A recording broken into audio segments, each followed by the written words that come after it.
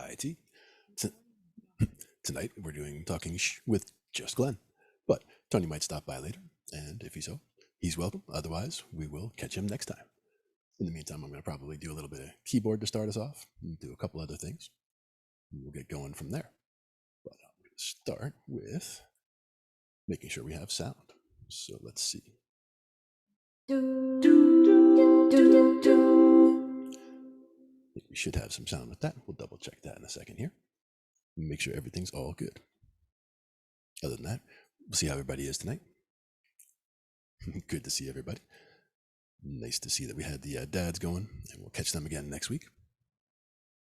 In the meantime, we're going to play a little bit. I'm going to do a little bit of warming up for starters for the keyboard here. We'll make sure that we've got that going nice. And we're doing, just as a warm up, all I like to do is go around the circle of fifths and just kind of hit each of the major keys real quick. So I'll just do things like, and again, let me know in the chat there if the volume's too loud or can't hear it or anything. Just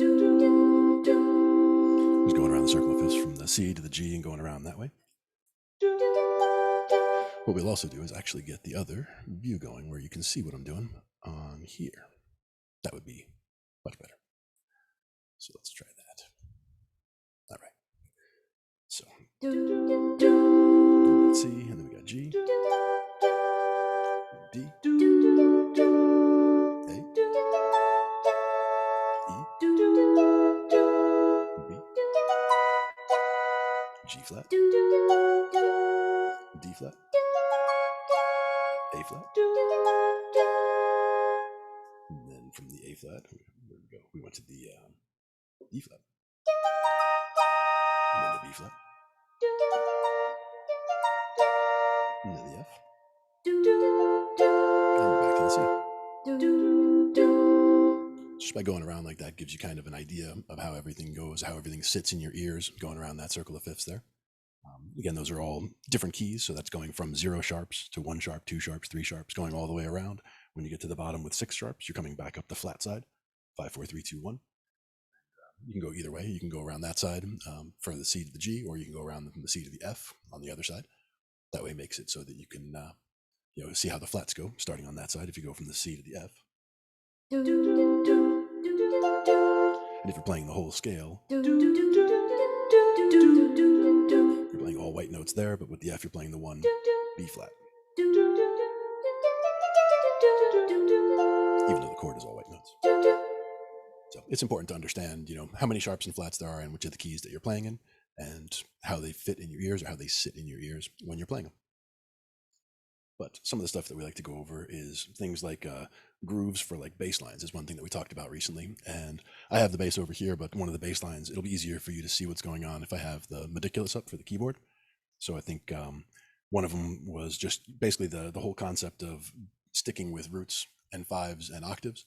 And they always sound nice together because it could be either a major chord or a minor chord. It's going to have the root and the 5 in it.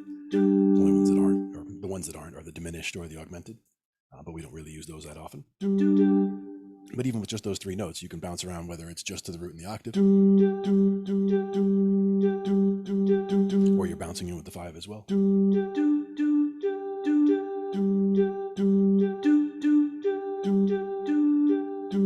Just getting kind of a bounce and just figuring out a couple of notes to work with. You don't have to get crazy with runs up and down and all that kind of thing. You just want to get started with something that just kind of bounces nicely.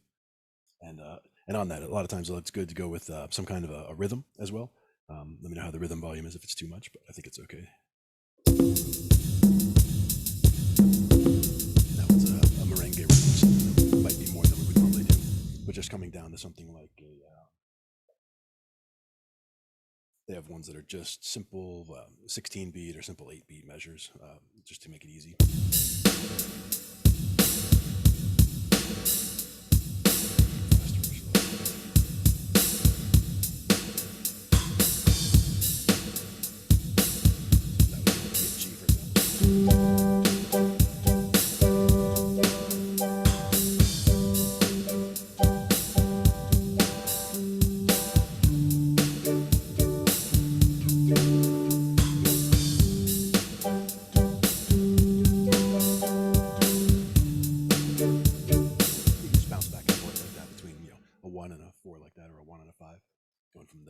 see the D, we're using it as a 1 and a 4 there with the D, and then you'd also have the E as well as the 1, 4, and 5. So you can bounce back and forth between those. And again, with all the progressions that we normally do, keeping track of the 1, 4, and 5 as major and understanding that the 2, 3, and 6 are minor, and borrowing from wherever. You can use any of those 6 at any given time without any difficulty, because the only one you really have to worry about is the 7, which we are using a diminished or a half diminished chord. And that's where you get that flat 5 going on.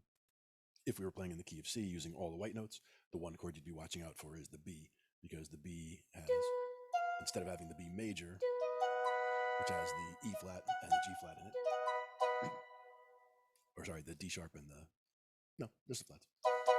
But with those in there, and then if you were to go to the B diminished, it's all white notes, so it's all, or that's the half diminished, B, D, F. So you're not sharpening that one, and you're not sharpening that one. So with the 1 and 5, that'll be the flat 5. But normally it's always the regular 5, which sounds until, and even there it sounds fine because it is coming up in the same line as everything else. But anyway, the 7 is the one that you would normally be watching for. But other than those, you can just borrow from anywhere. So if you're playing in the key of C again, we would just be playing. We could go from the C, and then anytime we want to, we can go to that D minor, we can go to the E minor, the F major, G major, A minor. So any of those 6, we can go back and forth all day. The one we watch for again is the B, and even there, you can go away with just hitting all the white notes with the B, D, and F right there. Especially if you're on your way back to that C, because it wants to pull to the C in the same way that the 5 wants to pull back to the C. If you're playing any progression, like you're playing, let's say, a 4-6-1-5, or sorry, a 4-6-5-1. So we're going to start with like F, and then go to A minor, and then G, and then pulls to the C. So that C feels like home base. And you could do them all in different inversions. If we keep them all up here, we could be doing the F, the A minor, the G, and then we keep the C right in that neighborhood. And you get another resolve where it sounds a little bit brighter because it has the 3rd on top with that E up on top there of that C chord. And it keeps everybody in that same neighborhood, so you don't have to jump around on the keyboard. Because that's one thing about using the same inversion on all the chords in your progression, is you'll end up jumping around the keyboard. So if you did a 2-6-1-5, for example, you'd be going from D to the A minor, to the C, to the G. And if you kept that going around, this way you're bouncing kind of back and forth. But if we use inversions, especially if we inverted, let's say the second 2, so we'll start with the 2, and then for the A, we'll just stay here, and then for the 5, the G is right there, and the 1's right here. So it keeps everybody all right in that same neighborhood as well. And again, you could make it so that they're ascending if you want to get that kind of a feel. You can make them descending if you want that kind of a feel. But it really just depends on what you're going for in that particular song or in that exercise that you're working on. To me, one of the important things is just getting it all under your fingers and experimenting and exploring the different sounds. One of my favorite things, I mean, I like to keep things in C major just as a beginning, as a starting point, just to be able to relate to everything else very easily. So if I wanted to play around with, say, the Lydian mode, I would just basically start playing F to F. If I was playing, F in the left hand and playing all the white notes from F to F. It sounds weird because normally that should be a B flat if we were playing F major. But we're playing F Lydian, so they sharpen that 4th. And that makes it so that the F is all white notes for F Lydian. So if you were playing that, you would notice a difference there. And if someone was playing in the key of F and you started with that kind of stuff, you would end up clashing with that B flat. But if you're writing the song yourself and you want to get that feeling, you can get that Lydian feeling by focusing on the F and making sure to hit that B natural while you're going through there. It sounds a little bit brighter than major normally would.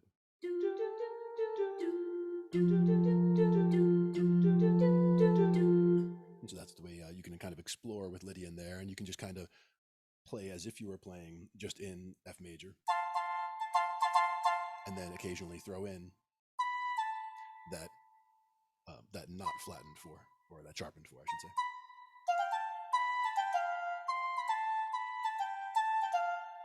And it gives it a very different feel. The other ones I really like, other modes I like, are Mixolydian and Dorian, and those two kind of sit between major and minor. Where Mixolydian would be, I would focus on playing from G to G in the key of C, and that way the only thing that would be different than the usual key of G, normally G has the F sharp in it as the only black note. But if we play G Mixolydian, we play the F natural, and that's because we would unsharpen, or we would flatten that 7 anytime we do Mixolydian. But if you're playing in G major and you play that note, that's now playing a dominant 7 instead of playing a major or a major 7. A dominant chord is a major chord with a minor 7, and you could use that with Mixolydian. So G Mixolydian for a sound, and it just sounds a little bit less bright than major, not as bright as Lydian was, but not as dark as minor. And then the next one down that list would be Dorian, which is similar, but if we were doing Dorian, we would be thinking about D, and instead of the usual D, which would have the F sharp and the C sharp, we would just be playing D to D, all the white notes, and that would be basically focusing on Dorian. And you can hear it sounds a little bit darker, especially those bottom 3 notes, because that's the minor third. And you're also playing with the flat 7, and you're not flattening the 6, is what makes it different than minor would be normally. But that would basically be different than if you were playing in a D minor progression. You could focus with that, and if you're having that minor 7, you're also getting in that 6, which normally wouldn't necessarily, you wouldn't be expecting that. But just a little bit of a darker sound, a different sound, and seeing how things sound there. But different ways to mess around with things there.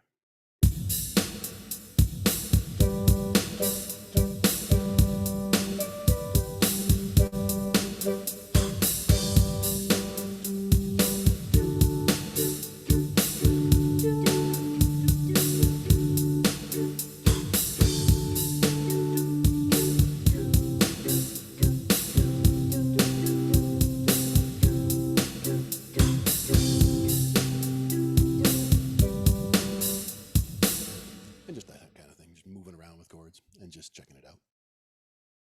I did notice that there were some issues earlier, ominous, with the chat. When I was trying to load it, I was getting a timeout. I had to actually log back in to BandLab over there. So it could be an issue that they were having with that. Right now, the chat looks like it's working now because I'm seeing your chat. So it looks okay. But there's a few different things we were going to look at. One of them was that. One of them was some bass lines. So again, thinking about, like we were talking about before with that root octave stuff going on. One thing we can do is get a bass sound happening here. I'm not sure if the oohs and ahs would be the right thing for that, but maybe go with finger bass. A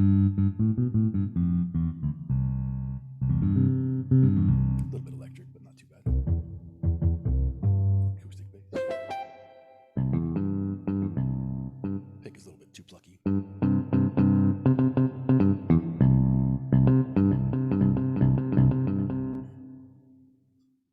Probably stick with the finger bass. And that's where we can see what we're doing there. Got a note stuck, looks like that E. And that's probably got it.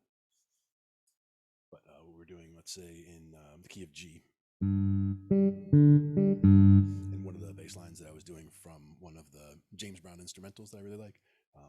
That's one of the things I'll just throw on a recording like that, or a YouTube video like that. James Brown Funky Instrumentals is like an hour or an hour and a half at least of just nonstop instrumentals, and it's got really great funky bass lines behind it and some really good spots where they really stay in the same key for a long time. These songs don't like wander all over the place for keys. They'll stay in the same area. So you can really get a good focus in on working on, whether it's a particular scale or a particular mode, or just trying to get that feel under your hands. So a lot of times I'll listen to the, first 8 seconds of a song or whatever and just play along and see what I get. A lot of times it'll be, like.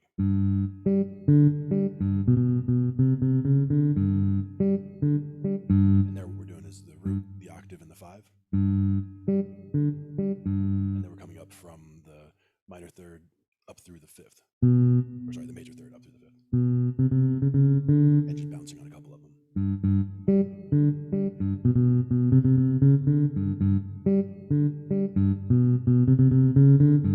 And if we did that with a little bit of rhythm behind it, if that works.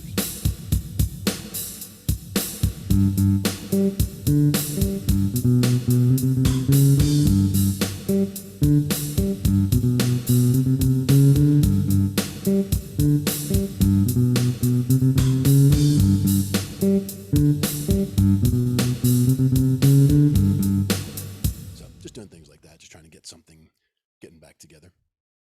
Yeah, we actually were having problems with Restream earlier. It's only going out to BandLab right now.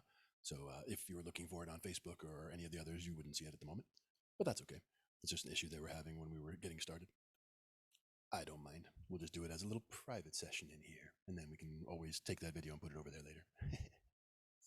But in the meantime, instead of the bass, we can also do that with things like strings or what have you.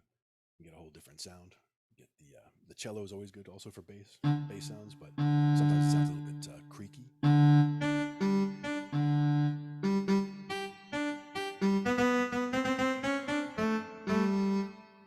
So the cello is a little bit honky for that. A little bit of a honk to it. Let's cut those strings. Harp is always nice. And that's one where you just drag the back of the fingernail across. It sounds kind of like a harp. That's always fun. If you wanted to do that in a different key and you didn't want to have to go up and down with different black notes, if it was a key like A major or whatever that has a number of black notes in it, you can always use the transpose function in the keyboard so that you can transpose it where it's all the white notes again, and then you can just play harp all day with just 2 fingers. But that's almost cheating. So instead, what about synth string? Yeah, synth string's pretty good.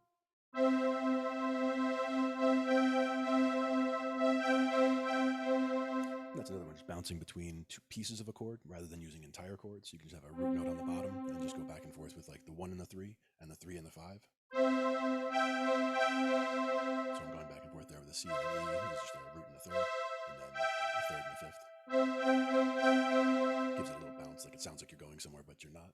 And you could walk that all the way up.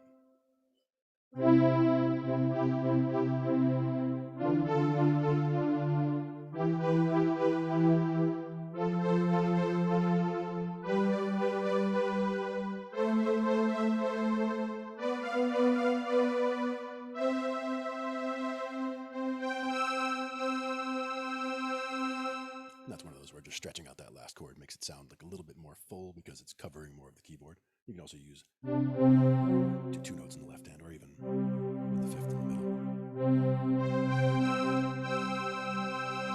Nice big stretched out chord like that. But it all depends on what you feel. For that, I probably wouldn't do. With strings, I don't feel the rhythms as much. Like,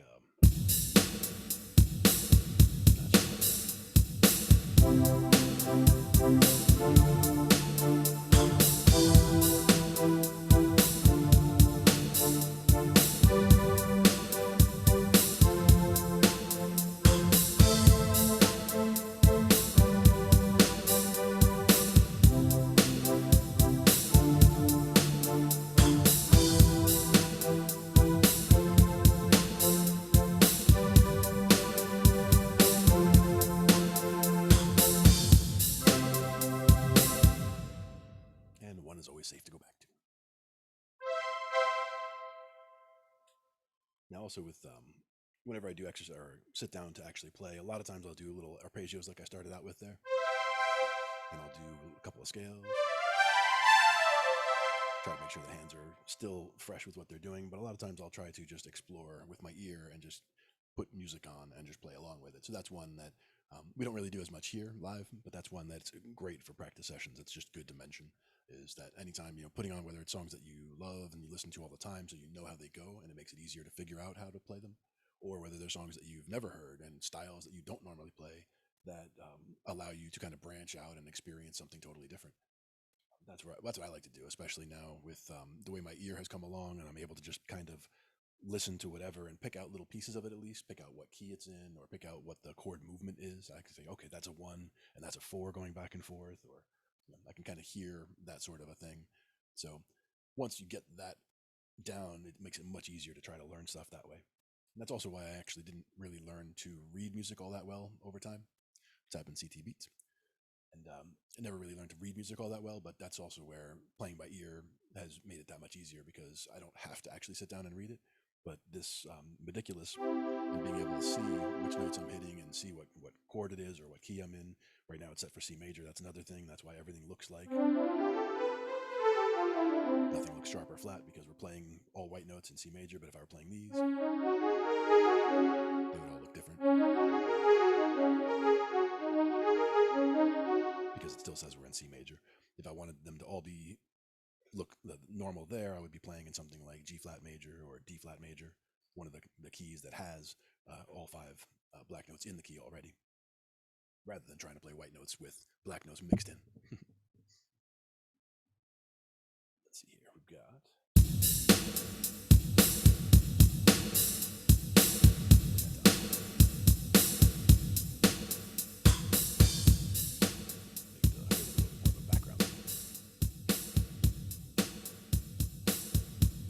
D major.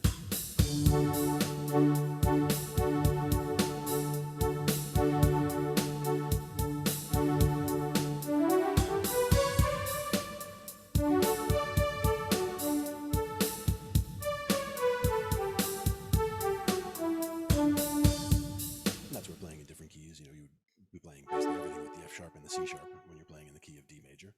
So you'd be playing. It's good to go through all the chords just to see how they feel.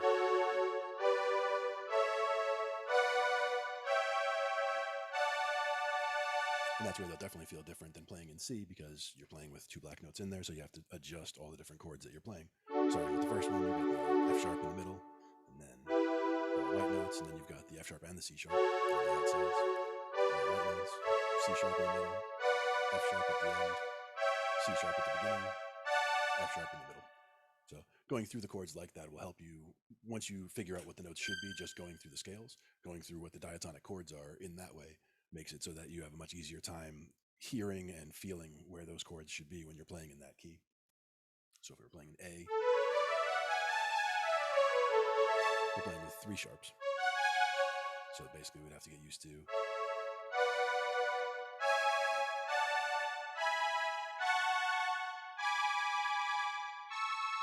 and that one, the one that feels most strange is that one there, where you're doing an A flat, a B, and a D. Or sorry, that's a G sharp, a B and a D. Same note, but we would call it a G sharp there because that's the function in that chord. But it almost gets easier once you get past only 1 or 2 or 3 flats or sharps. It starts to get easier because you're then getting to where you're using all the black notes and only a couple of white notes. To where if you're playing in G flat, the only white notes you're hitting are the B and the F. If you're playing in D flat, you're playing with the F and the C as the only white notes. So once you get to there, it's just easier because you're using all the same. You're not going up for some and not for the others. But that's also where, whether you're playing with sharps or with flats, can make the difference also. Where if you're playing in all, if you get used to playing only in keys that use sharps, then when you switch to flats, it'll kind of mess you up because you're used to playing with the F sharp and the C sharp, especially because that's in any key that has more than 2 sharps. They'll all have the F sharp and the C sharp. By the same token, if you're playing on the flat side, anything that has at least 2 flats is going to have the B flat and the E flat. So it just takes getting used to understanding where they are when we're dealing with keyboard. But when we're dealing with something like bass or guitar, it's not nearly as important because you can just slide up a fret and use the same hand position that you were using. Slide up 1 fret and you're playing in a different key. So if you were playing in G and you slide up 1 fret, you're playing in A flat. And you slide up another fret, you're playing in A. But you're playing the same patterns. So that's where it gets easy to get comfortable in playing that way when you're playing on the stringed instruments, or it's a little bit more easy, I think, on the stringed instruments because you're using similar patterns and just sliding up a fret to get to a different key. Where on the keyboard, you have to focus on all the differences between whether you're using sharps or flats and which ones you're using at any given time. Now let's try Always a fan of the way the brass goes through. So let's...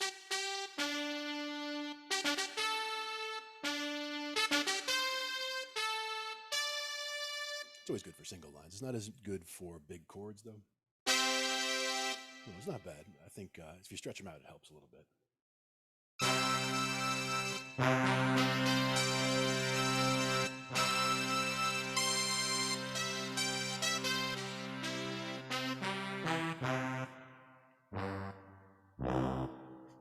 All the way to the bottom. Now, oboe is also nice. A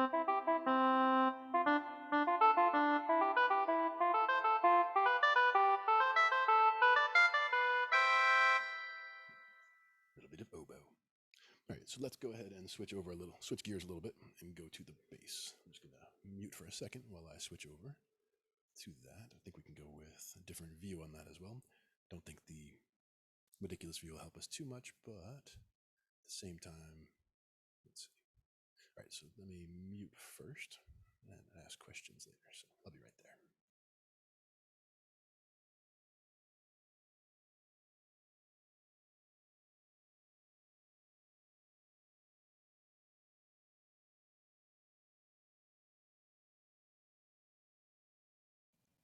Hopefully I didn't crush your ears with that there.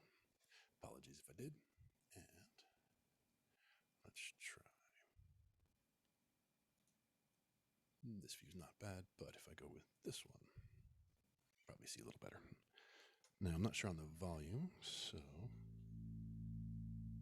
bring it up to about half. And just let me know if that's too much, not enough.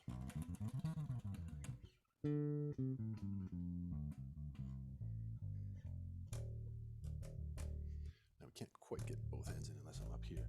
But like that line I was doing a little while ago there was in G. So if I was playing up here,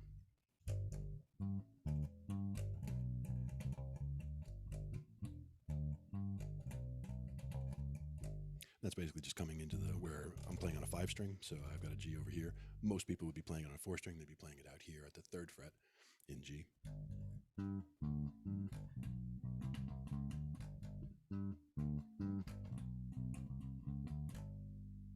The other question is, if the volume's all the way up, is that too much?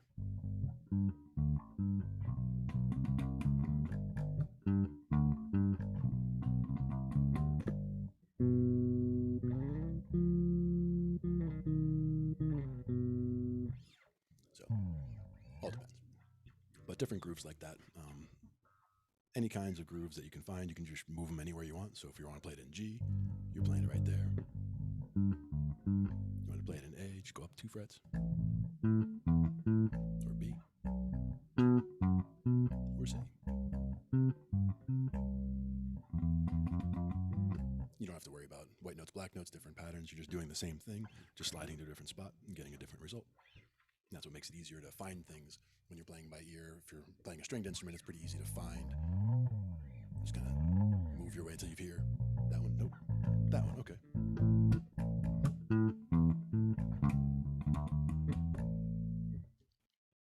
I'll bring it down a little just in case. And that's just making a 10th, where if I go on the fattest string on a 4-string, or in this case the E string, and then on the G string I go 1 fret further, what you get is a 10th, which is basically the same as on the keyboard going from a C up to the E above it. And you can slide that up 7 frets to get to the 5 chord, and then 2 behind that is the 4 chord.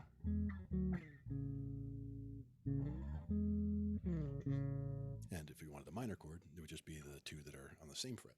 So if I go from major to minor to minor, and that's the easy way to make chords on a bass. You're only playing the root and the 3rd, and you're playing the 3rd up high. Because if you were playing all 3 of them, or if you were trying to put the root and then the 5th down low, you'd probably end up with it sounding very muddy. Things tend to sound muddy if you try to play chords the same way on a guitar. So if I played like a chord as if I were playing it on a guitar and went with a root, a 3rd, and a 5th, if you play them all at the same time, it's kind of muddy, even when you go a little bit higher. It sounds a little bit muddy, but if you were just doing the root and the 3rd, it sounds nice and open.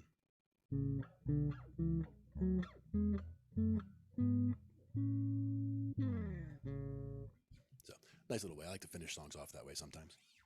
It's not always called for because a lot of times you're doing other things in a song with the bass, but sometimes it's nice to just do that. And a lot of times, just when I'm messing around, I'll do that to figure out what key a song is in. Because if I know that that's the root, I'll know that this is major or minor, depending on which one I'm listening to. One of those is going to sound right, and whichever one it is, I go from there and build the scale around it.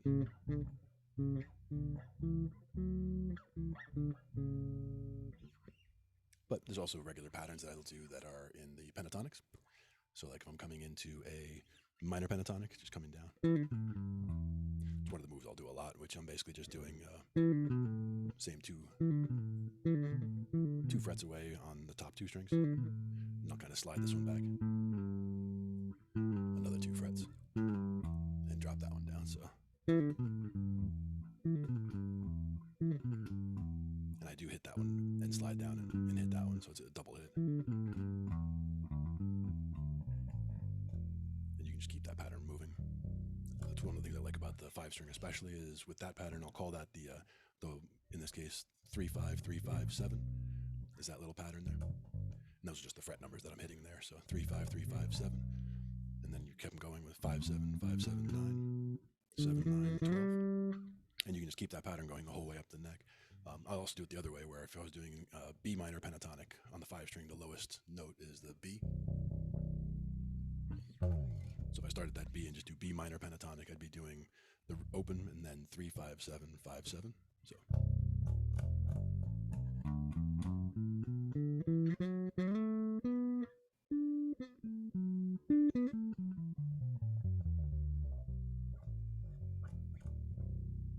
And so you can just kind of work your way all the way up the neck or all the way back down the neck, and just using that same pattern. And that's one of the things I like about the 5-string, even more so than the 4-string, is the fact that it's the same patterns that you can just keep continuing down, but you're able to play, like, instead of playing in G and being stuck down here at the far end of the neck, you can play in G with the same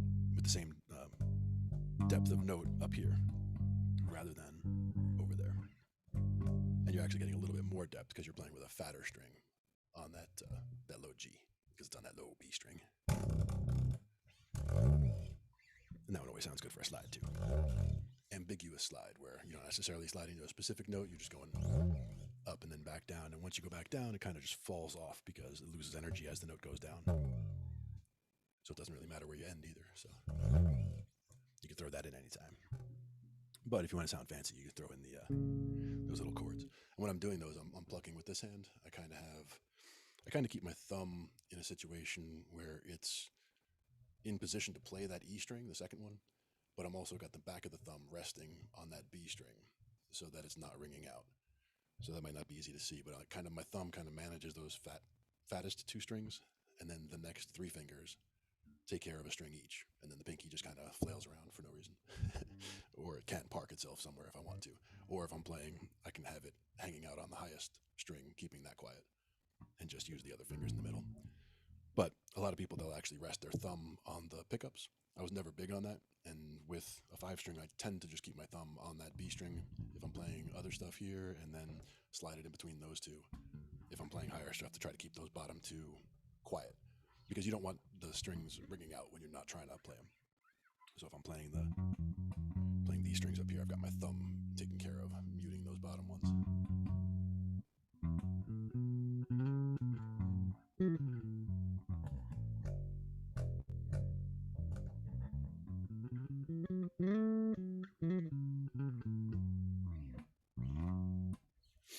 Little slides like that are always fun. What's up, Rolo? What's happening, SR? We got dinosaurs and Power Rangers and everything going on. Excellent.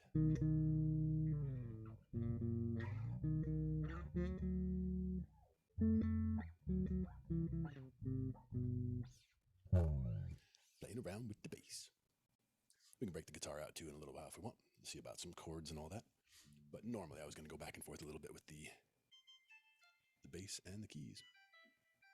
But with the keys, you're probably hearing them only in the room because I only had the one connection. So the bass is using that at the moment. One thing I like to do a lot of is triads. So if you're on the bass, one thing to get comfortable with, wherever you're starting, it doesn't really matter. A lot of times it's good to start a little bit higher up on the neck, not all the way high up, but higher up than all the way out here, because all the way out here things are kind of far apart, and I have very big hands, so for me it's not a big deal. But for people, especially if they're just starting out, it could be uncomfortable to try to stretch a big stretch out here. But if you just move up to the fifth fret, for example, everything's a lot closer together. So and that keeps things in a nice, comfortable spot there. But if, for example, if we were playing a major triad, most times you would just go from wherever fret, like this is the fifth fret. The next string it would be the fourth fret, and then the seventh fret. So like 5, 4, 7 is good to know, because that's, and then on that same 7, the next string down is the octave. So you can just, that's your little arpeggio there for just the major triad.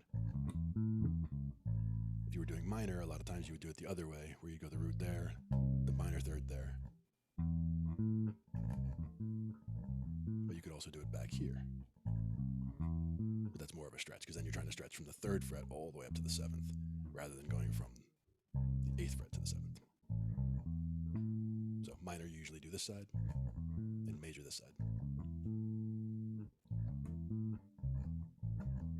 But once you get comfortable with those, then you're able to kind of bounce around, because so many songs just really focus, the bass line at least, really just focuses on those notes.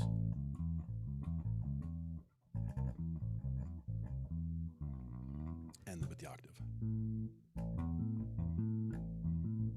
Whenever I hear that, it always reminds me of Schroeder, Peanuts, the Peanuts theme. And that's usually, I think, in G.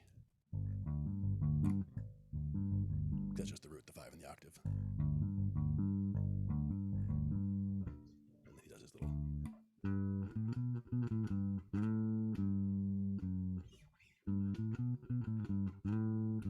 And that's just the 1, the 2, and the 3. So keep everything nice and simple. But it's one that we don't hear all the time. Just do this here real quick. That's better. Apologies for the noise, but gotta get the air on a little bit. It's getting a little toasty in here.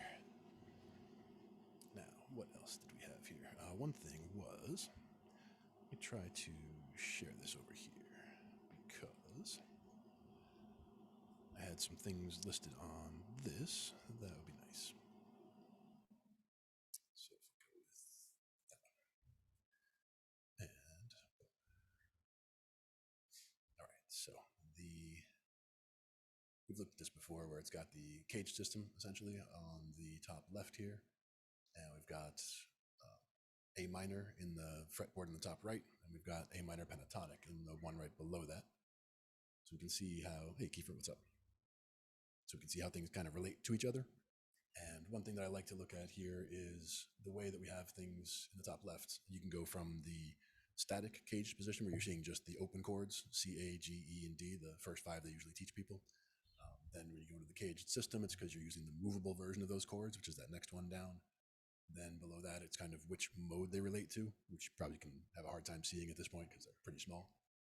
And then the actual pentatonic shapes at the bottom that they relate to. So it's kind of, once you get those 5 positions together, it's easy to get the chords together. It's easy to get the scales together. It's easy to get the pentatonic positions together. But seeing the relationship between all of them is what really kind of ties things together, or at least in my opinion, is kind of what helped to tie things together. It got it to the point where things were making a lot more sense. For example, with the A Aeolian that's listed up in the top right. Not sure how well, you probably can't see the cursor at all there, but if I was on the guitar, I'd be starting that note. The lowest note there is the 5th fret on the E string, and this would be playing in A minor.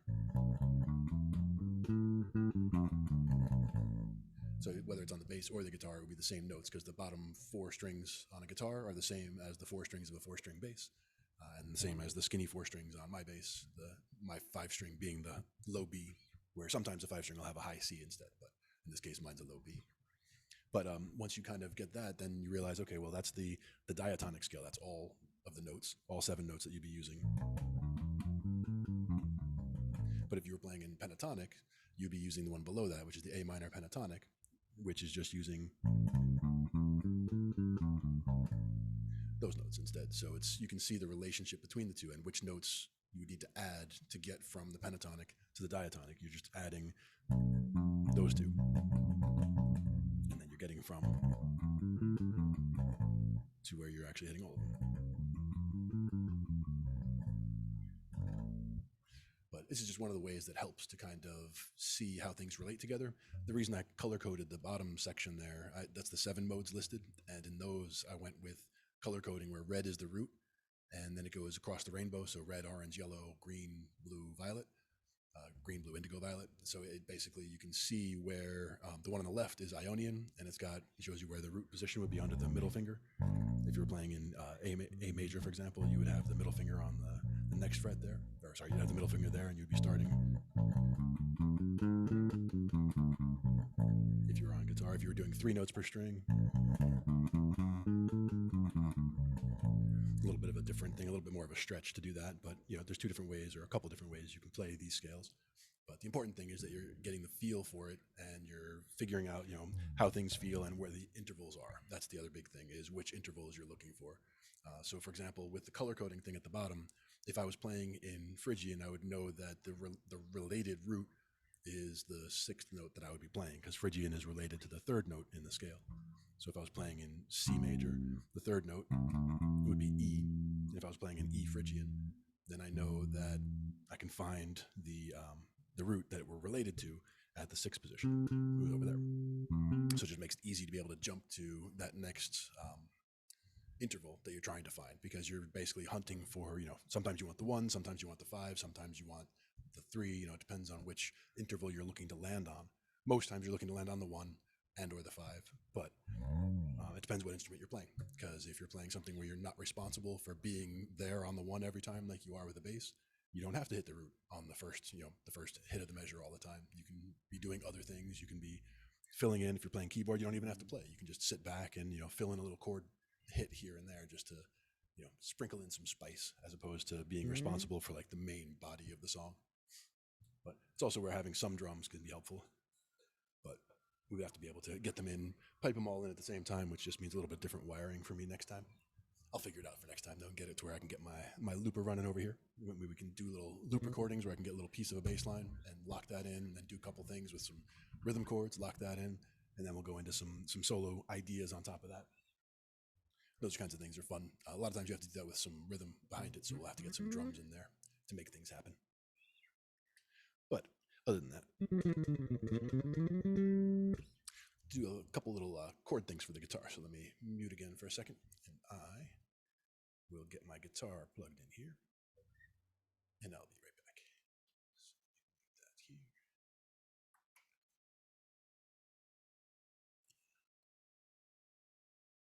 But for the graphics there, I pulled them from a couple different websites. There's also the Circle of Fifths is also an important one to have access to or have available from somewhere. Like this is one that I grabbed from one of the websites we looked at a few weeks ago. What I liked about this one is that it does mention the majors all the way around the Circle of Fifths. It also mentions the related minor on the inside, and it shows you how many sharps or flats, and shows you what the key signature looks like on sheet music all the way around, which I think is also helpful when people are trying to learn that. So just a couple different resources that I find out there, and I kind of combine together just to make it a little bit easier to see what's going on. Right back.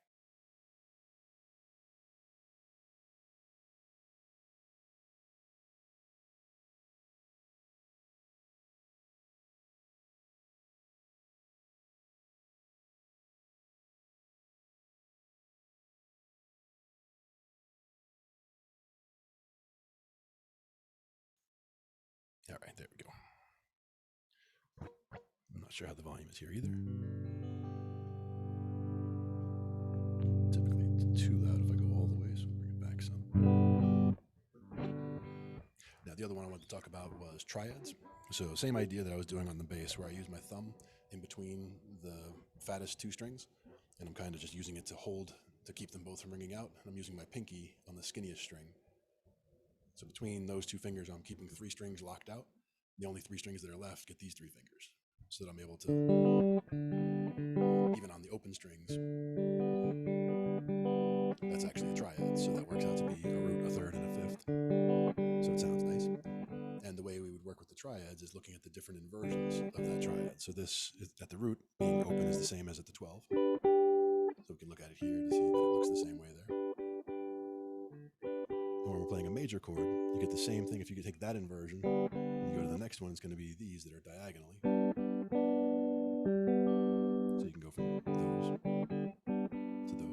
The next one would be an inversion where you go this way, which is the C position, the movable C chord, and then you're back to this again. So there's only those three shapes, the three in a row, in a line, three diagonally, and the three that are back and forth, where you're actually going with, in this case, 9, 7, and 8. And if you can get comfortable with making those transitions, so you go from the open, and you can hit them individually, and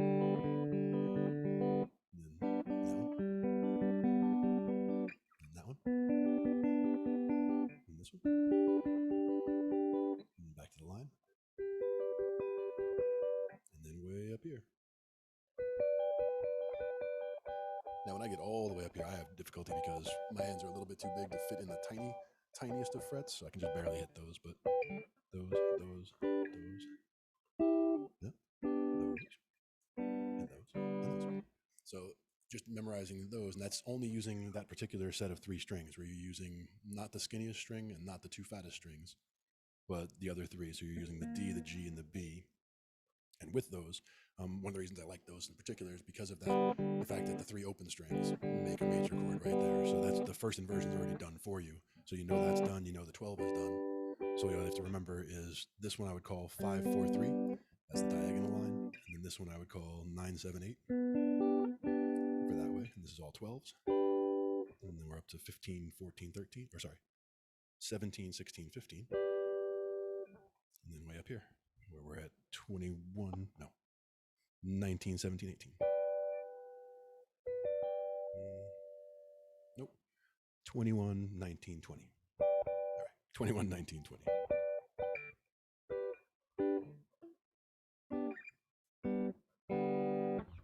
And that's the thing about the triads, it's nice. And again, you don't have to hit big full chords all the time.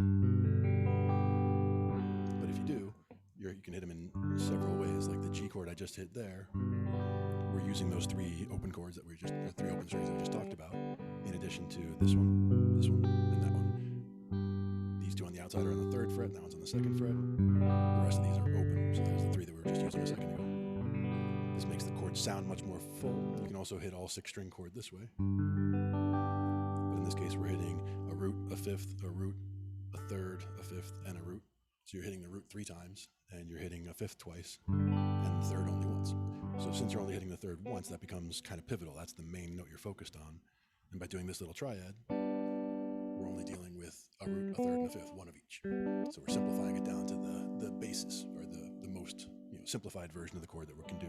But you can see how that actually was part of this chord right here. That's where we got those 3 from. And these 3 were part of that chord. So that's the G-shaped chord that we were getting there. This is the E-shaped chord that we were using there. Next one is the D-shaped chord, where we can go up to here. Or the C-shaped chord, we're using that one. And then we're back to this one again, which not only is that back of that G chord that we looked at, but it's also the front of the A chord.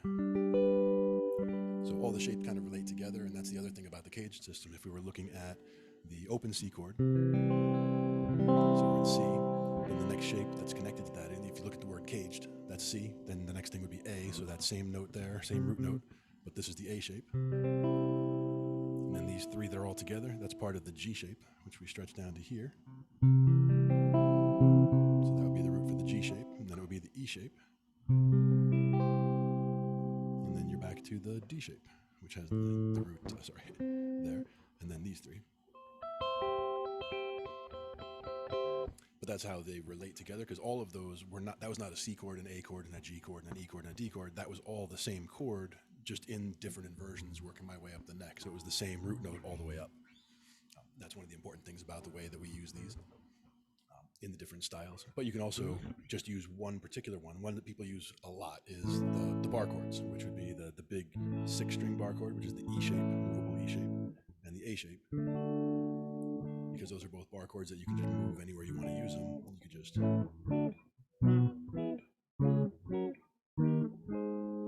Those are all major chords the whole way up. If you wanted to do minor chords, this one is actually easier because you're just taking that middle finger away. So minor chord is just the whole bar and these 2 on the 2nd and 3rd fattest strings. And then when you come down, you're using the same shape that you used for the major chord. So it's the same claw, becomes minor when you move it down a string.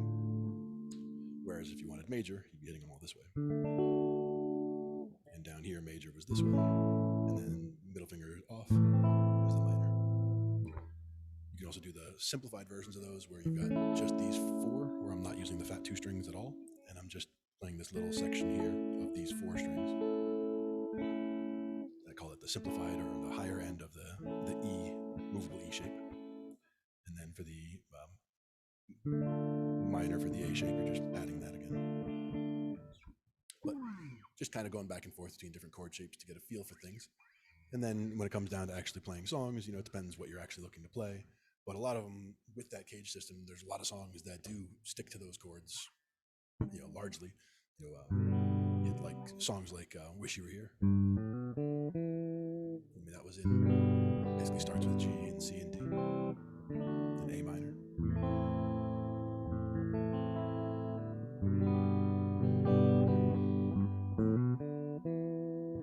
And it just goes like that. There's a whole bunch of different ones we could do. Another one I always like to do is Redemption Song.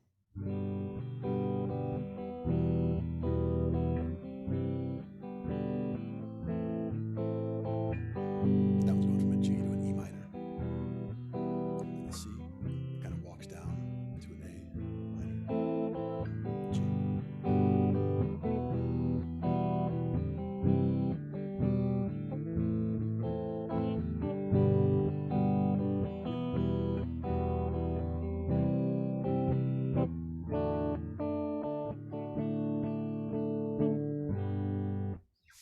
And that's just one of those I like going back into every once in a while. You might notice also that when I'm strumming, I'm not actually using a pick right now. I'm just kind of strumming with my thumb. And this comes from playing bass so much. I tend to play fingerstyle a lot, whether I'm actually using all the fingers to pluck the strings or whether I'm just using a thumb as a pick. Sometimes I also look like I'm holding a pick, and it's just because I'm using my fingers as a pick.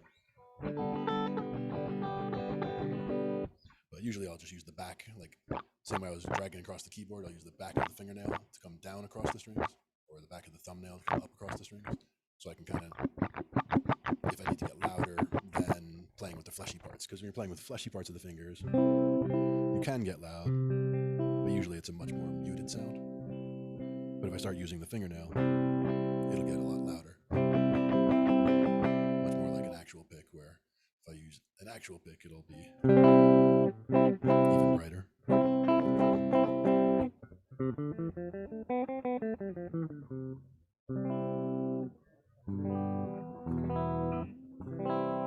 And you can play quietly with a pick also.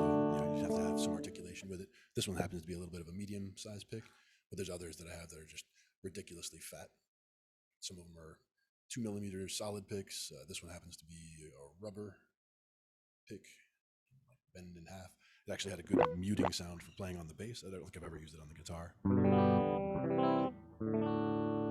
But usually I use it on the bass, and actually after you play a note, you can kind of mute the string out for you, kind of deaden it out. So you can get kind of a muted sound as if you were kind of just playing That's another good one from bass playing, is the motoring with the 2 fingers. Or the 3 fingers.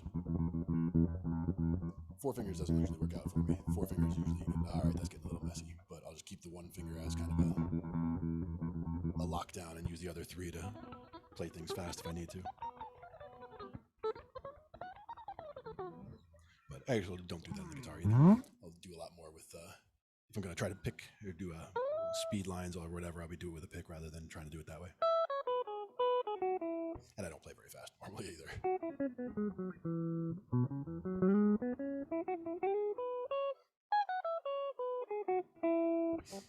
It also depends what I'm trying to play.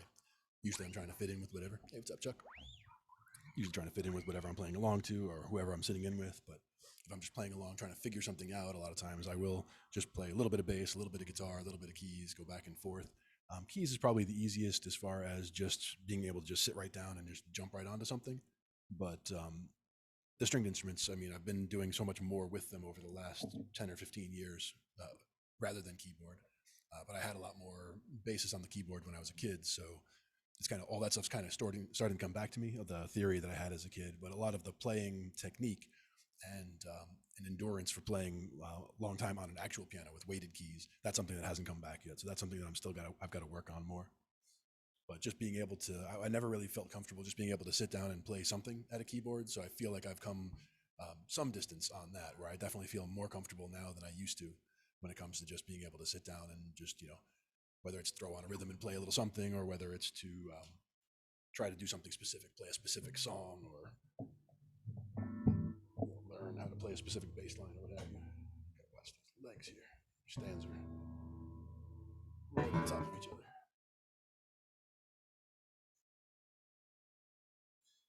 And kill the volume too. So I'm gonna mute one more time and switch back to the keyboard, and we're probably gonna wrap up shortly. But before we do, I can actually stop sharing that for now. And get right back to the keyboard momentarily. First, I just need to mute so I don't kill the ears.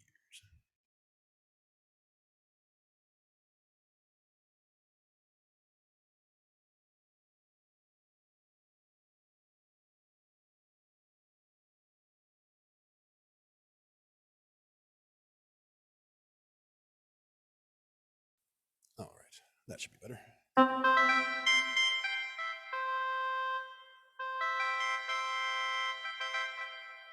Hopefully that's not too loud.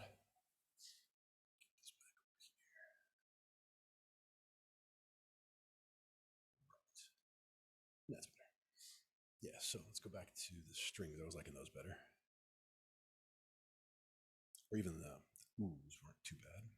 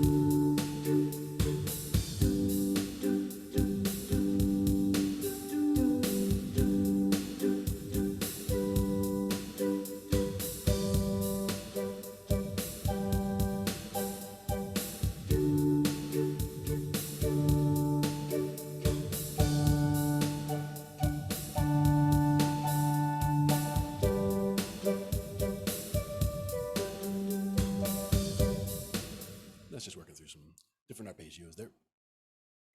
Squid Game, yeah, exactly. Just doing a couple things, random keyboard stuff. We did some bass stuff and some guitar stuff, and came back around to the keys. Just talking about a couple of those are inversions that I was looking at there, whether we're doing it with a little bit of a rhythm or whether we're just trying to look at how to actually work our way through the inversions. So starting with a triad, and inverting it, and working our way up until we're back at the root again. And that way you get that kind of rising feel to it, or you can go down if you want that descending feel, but it's just getting comfortable with where all the different inversions are. And if you can do that for each of the different chords as you're going around, you'll have an easier time picking out the little pieces. Also, when you're looking at sheet music, you'll notice like this is a major chord, and this is A minor. I'll do it up here so you can see them. Basically, the fact that you're seeing thirds stacked like that is what gets three on the lines or three in the spaces, depending on what you're doing. But if we're in this case we're in C major, so if I just keep it to all white notes, you can see that all the chords C major, D minor, E minor, they all look the same as far as same spacing between each of the notes, even the B diminished, and then up to the C. Nice. Squid Game melody line. Probably don't. I will try it out. That's one of those challenge accepted for ear training. Bring up any kind of song and just figure out what it was. Some of the ones I used to play, that's one, the Fear Release, that's one that like little pieces of it come back to me every now and then. And I used to play Chopin pieces. That's one that Tony used to always like when I would play those. Because there's just some that are very difficult in terms of the chords are very full and have a lot to them, and it's like I can find my way back into some of the songs, but definitely not all of them. Some of them take a lot more doing than others. That was one I used to play. That was called the s02e64. That was one that was 7 variations on one theme, which I kind of liked about it. It was a very short piece, but it was just it had this kind of a light feel to it, but it was just 7 different variations on a theme. So you get the idea of take this one motif and kind of build all these other ideas around it. And I did like that. That was a good one. Good one for practicing. I'd have to go look up the music again though, because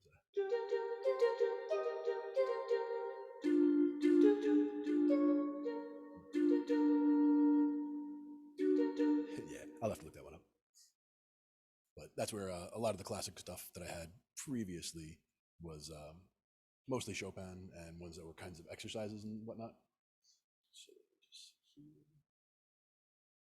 yeah, the exact synth, right? This is the voice ooze on a Casio CTK 611. So it's a 61 key Casio that's got the built-in rhythms, which is always fun. And I'll definitely look that up. Can't really check it right now, but I'll check it right after the show.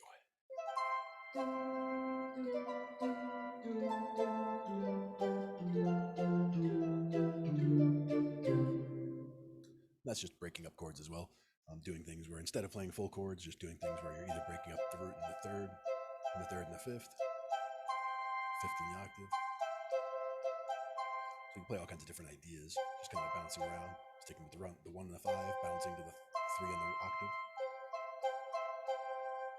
It's one of the ones that I like because it sounds like you're going somewhere or bouncing back and forth between 2 chords, but you're really just bouncing back and forth between the root in the 5 and the root in the 3 in an inverted way. Always a fan.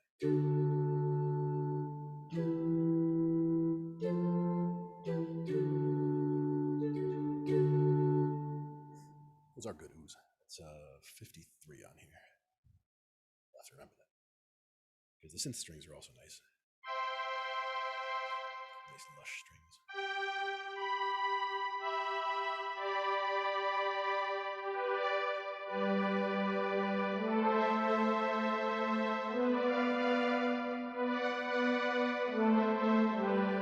Started in G and then I didn't use the F sharp. Shame on me.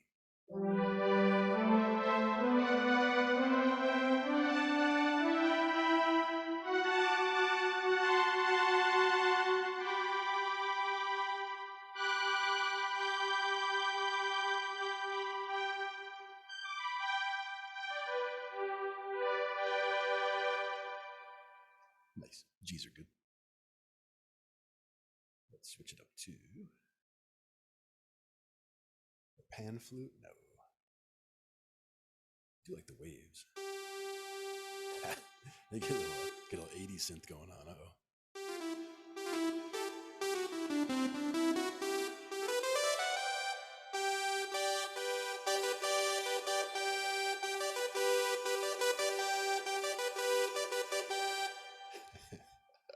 That's always good.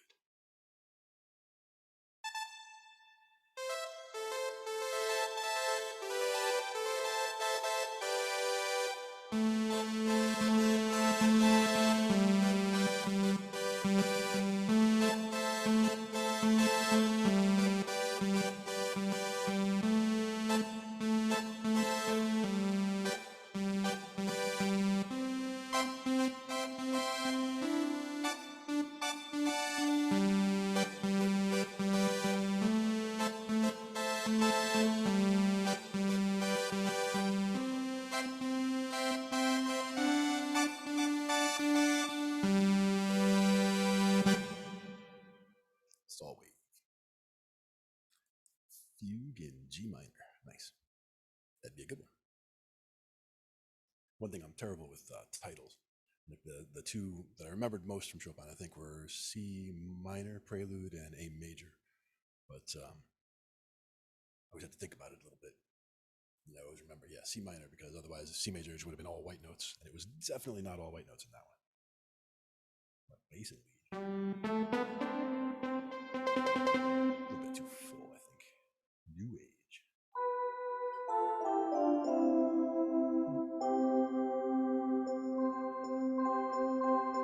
healing music, Chinese stuff. Depends on what scale you're playing, also, though, because if we were just playing regular stuff, like a minor pentatonic, would be one thing, but we could also be playing like weird scales that have like different spacing in it.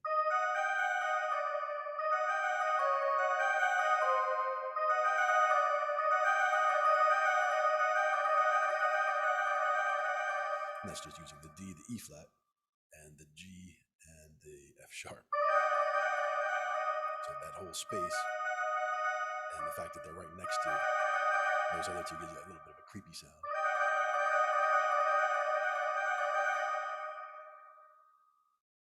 What's that? We weren't actually playing tracks on here for today. We were getting some ready for a show that Ange has coming up soon, but we can go check it out. Let's see here. I will have to reshare on that side, so give me a second there. We'll see what we have here. Because it's you, Rob. There we go. So, I'm going to get that over here, put it over there, share it up, and we're good to go. So, just do it from here. I was originally going to be doing everything from Restream tonight, but Restream was giving us some difficulty, so we're just doing it from BandLab instead and from Zoom. But that's fine. So do this right here. Hopefully we're sharing the right screen here. Finalizing the pop ballad piano chords. Minute 3. Let me know how the volume is there.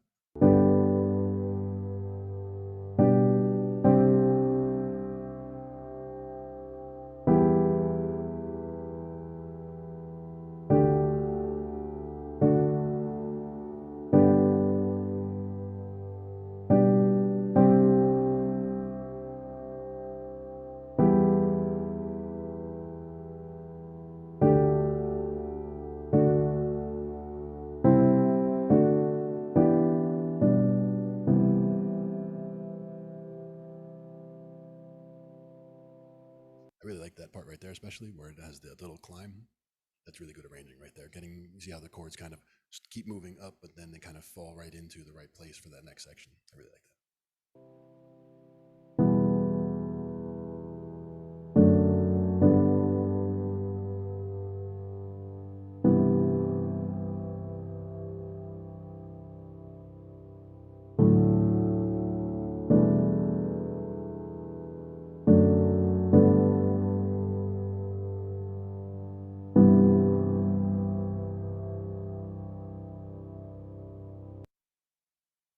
Very nice. I like that a lot. Let me get this over here and this over there so I can see what people are saying at the same time. There we go.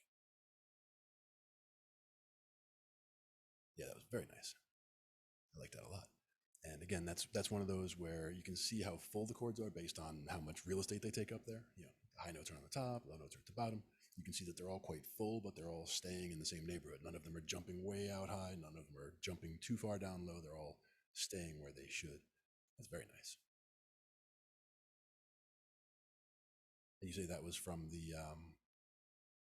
that was a song that you were writing, or that was the other one that you were working on there? Didn't see where the video came from originally. We shall see. But it is very nice. And that's one where, not this sound, but more of a regular grand piano sound, probably.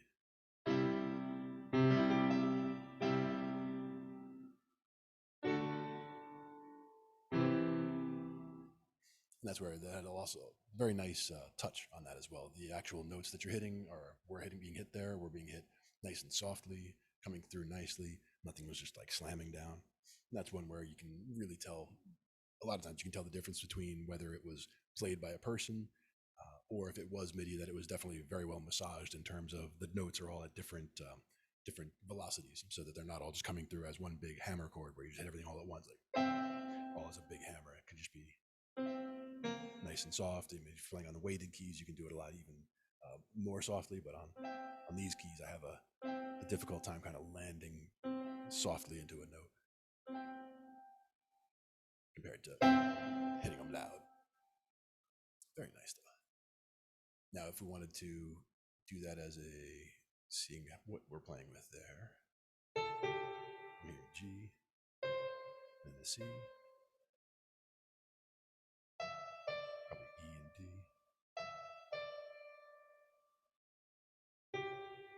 Yeah, and I'm sorry, you can't hear that. That's right. It was no longer sharing because I'm selfish like that. But I was playing it again in the background so I could hear what was going on there. I didn't want to play over it in the first time because I wanted to hear what it's actually going on there. But very nice. Going from the G and then kind of walking it up to the C, from E down to a D, and back to a G. Just using a root and a third kind of helps to figure out what's going on when you're trying to figure out what's going on in a song, because just the root and the third can tell you the flavor you're dealing with, whether it's major or minor, and you're not having all the rest of those notes in the way. So you can see kind of if those kind of fit with what you were working on, and then going from that third up to that next root.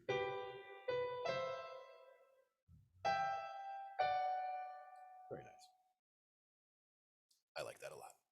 Good songwriting. Now I think we're actually getting ready to wrap it up for the evening here. So going to say that I think we're on a bit of a break here. We're going to be ending the season and just having a couple other things. We have some interviews coming up during this next week, and then we'll be back and jumping in doing some live shows. I know I'll be jumping on and doing some more playing coming up here soon. But in the meantime, it was good to see everybody, and it was fun to play around a little bit. We'll do some more next time. A lot of times we go a little bit longer, but we've been trying to bring shows down more to an hour at a chunk at a time, so we can have things and mix them up a little bit differently when we put them into playlists. But I wanted to thank everybody again for coming out, and this has been Talking Shh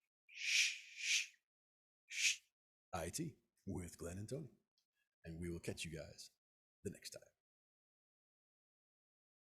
And in the meantime, we'll see about getting some music from Ange in the background, but that'll take us a second. In the meantime, we'll just go over here and play a little bit of I wanted to go with the Mamba again, I think. That was like 50.